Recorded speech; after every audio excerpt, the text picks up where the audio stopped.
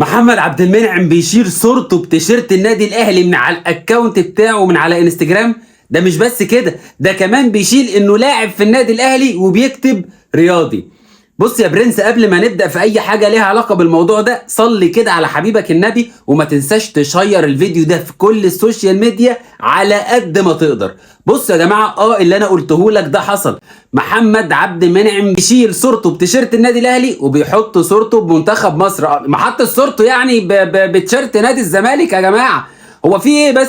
يعني كل السوشيال ميديا الزملكاويه هريانه تحفيل النهارده الصبح من ساعه ما الحوار ده حصل. بس بص يا غالي، خد دي كده في سقف حلق بقك. ده يا باشا الاكونت بتاع محمد عبد المنعم على الفيسبوك. بص كده هتلاقي الراجل حاطط صورته عادي بتيشيرت النادي الاهلي وكاتب انه لاعب في النادي الاهلي.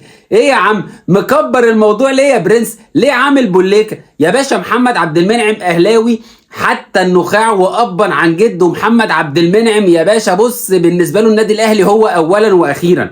بس كل يا باشا القصه وما فيها ان محمد عبد المنعم، وكلنا عارفين ان هو رغبته دلوقتي الاحتراف. الراجل نفسه يخوض تجربه الاحتراف الاوروبي باسرع وقت ممكن. وبصراحه يا جماعه بدون اي مجاملات، محمد عبد المنعم فعلا يستحق انه يلعب في اوروبا، وعنده الامكانيات اللي تخليه فعلا يلعب في اوروبا.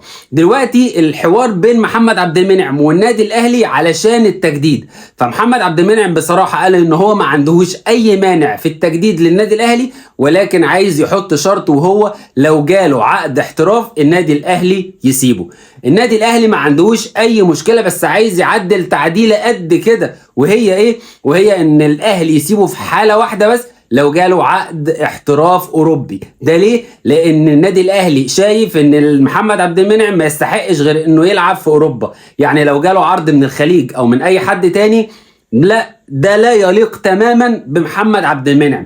دي حضرتك كده القصه وما فيها. انما بقى السوشيال ميديا الزملكاويه راكبه ترند، ده يا باشا لا مؤاخذه مع نفسك.